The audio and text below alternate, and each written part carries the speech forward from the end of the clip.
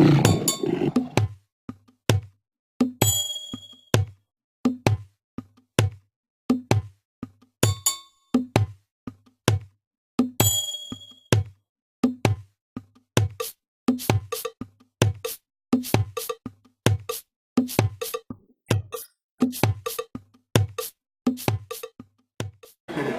name is Peter Kisitu.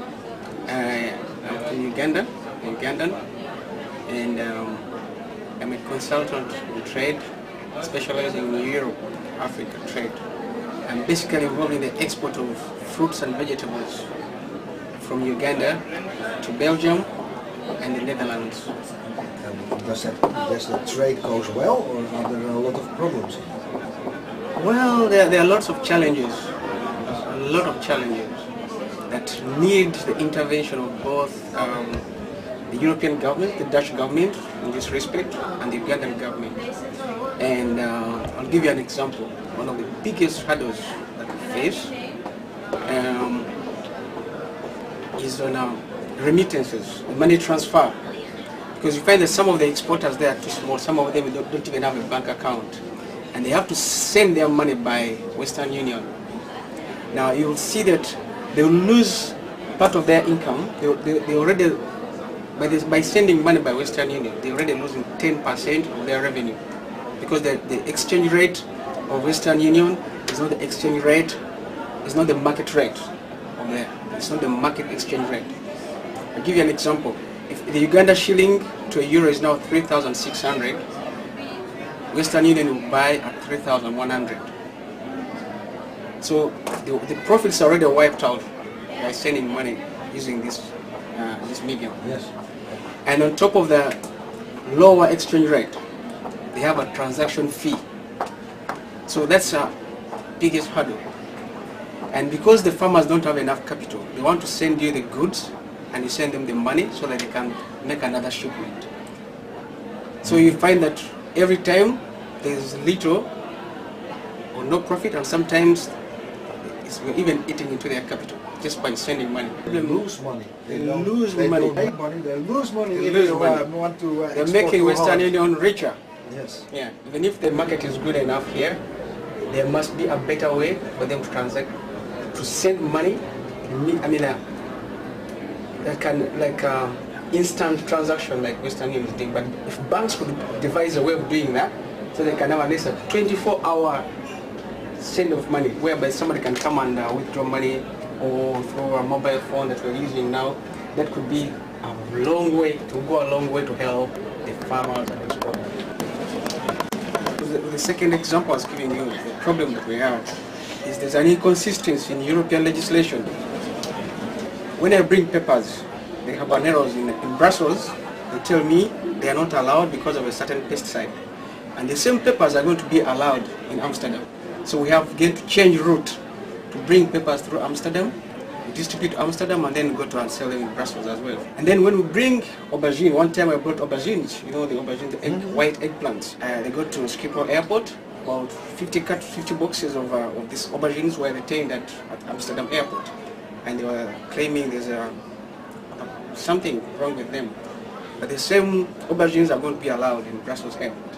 So we see this as barriers. Yes. Barriers to trade.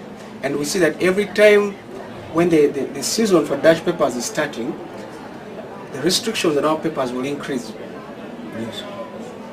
Even in the Netherlands. So that's what we see that as being pushed out. With that business you're doing, you become humpy-dumpy. Yes. So these are some of the issues. The idea is to solve such a problem, first to make it more public, how the system works, where the barriers, where the blockage are. Can you tell something about the fruits you are exporting or importing in Holland, exporting from Holland? We do the aubergines, we do mangoes, we do avocados. Avocados are very good, but of course the size is bigger than is required here. So I think what we need to invest in also is quality control, because many African people, Ugandans in particular, they don't see size as a quality issue. Yes, because here they don't like too big item. They want a medium size. Yes. Yes, so about maybe 30 grams of an avocado. And it's also the taste which is The taste is very good, but you see, because they sell per kilo, if you put one avocado of 1 kilo, nobody is going to buy it. It's going to be very expensive. Yes. So you pay €6 for one avocado. It's too expensive. Okay. Yeah. So that's a problem. But that is more a problem from the country from Uganda, because if you make smaller fruits, it is easier to sell them in Holland. Exactly. But the Ugandans don't see size as a problem. They think they will actually do you a favor. They'll give you something big. Okay. Yeah. And then also with the help of the Dutch government, I think, we have discussed with our ambassador that we need to introduce compulsory export insurance. Yes, to hedge against these problems. And then there is an issue also that we have found is what they call the global gap certificate.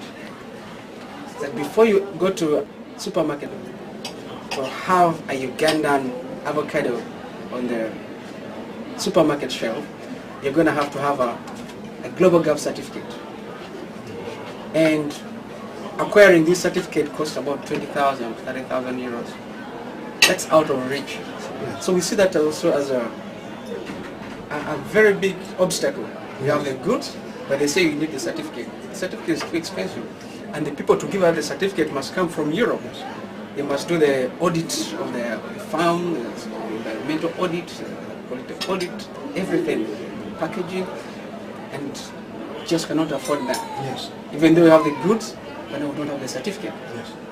So these are issues that we must confront and visualize, because if people see it, they understand. This is also a lot of theory, because it are words, but if you see what really are the barriers and what really are the problems, then it must become much more clear and you can solve the problems. And the peppers, for example, we're able to sell the peppers because they're predominantly sold to exotic shops, not really the mainstream supermarkets. So they go to the African shops, the Asian shops, whereby they don't require the global gap certificate.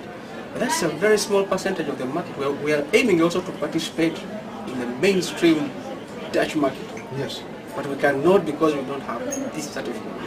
And where we do, where we have things like tea, for example, tea crops and coffee crops, there is an unfair alignment of the trade, whereby in the global commodity chain, the players here, they take 70%, 80% of the gains from the crop. So this imbalance in trade needs to be addressed also. So you need to know, for example, farmers need to know how much is a kilo of coffee, how much is a kilo of tea. Or transparent markets. Yeah, well, in a Dutch supermarket, how much does it go for? What's the margin? So everybody has to gain something, and then I think we'll do... We all win. We all win. Yeah, all win. That is the basic idea. Well, all these ingredients you just mentioned are very interesting in a film story, because this is to be known for the main public, because the world trade is free officially, but it isn't. So maybe we can make a beautiful story about it.